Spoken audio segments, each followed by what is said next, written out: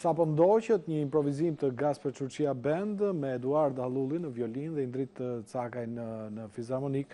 Dy djemt janë muzikantët vërtet tetë, virtuoz, në njëri prej tyre mund të jetë dhe mysafir në emisionet e ardhshme të mia. Ky është libri më i sinqert që ke shkruajt?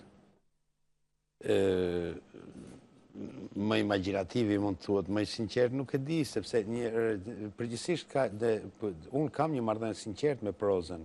Pra nuk dua të bëj krahasime me tjerët, sepse flasim gjithnjë për fiksionin dhe unë përpiqem të jem i sinqert me fiksionin. Megjithatë, pavarësisht se kemi të bëjmë me fiction, gjithsesi mua më duket sikur nuk e fsheh asgjë, domethënë. Dhe kur flas për mos fshehje, nuk flas për fakte, nuk flas për do të thotë ju kam shku gjërave më larg se sa shkoj zakonisht. Ne jemi të gjithë njerëz të kompleksuar, ne kemi komplekset tona, dikush nuk i pëlqen vetja në pasqyrë se ka hundë në gjatë. Dikush tjetër se i ka këmbë të shkurtra, pra kemi gjërat të kësaj natyre, ne kompleksojmë me gjërat të kësaj natyre.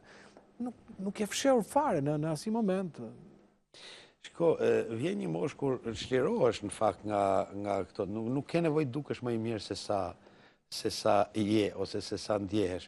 Kështu që qoftë edhe defektet fizike që përshkruhen aty në gjë, ka një moment që ndjen një tmerr nga vështrimi mbi kafkën, ku i duket se janë rrallu flokët personazhit. Unë s'kam hiç, po personazhi ka aty flok. Këto janë gjëra që e bëjnë më njerëzor personazhin, mendoj unë. Ka momente, për shembull, unë kam aty një dilemë që duat, sepse për herë të parë ndoshta të paktën unë, por besoj se edhe letësia shqipe në përgjithësi nuk është marrë shumë me trupin e njeriu. Domethënë trupi është një